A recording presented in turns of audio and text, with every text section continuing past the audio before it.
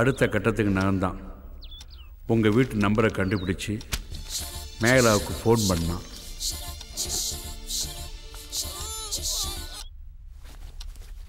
Hello. Hi. என்ன தெரியுதா? யாரு? நான் யாருங்கிறது முக்கியம் இல்லை, மேட்ரு தான் முக்கியம்.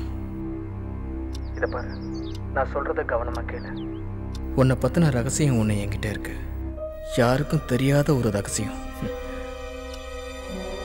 அந்த ரகசியம் வெளியே தெரிஞ்சா இப்போ நீ வாழ்ந்துக்கிட்டு இருக்கிய ஒரு வாழ்க்கை, உன் புருஷன் கூட கொஞ்சலா அது காணாமல் போயிடும்.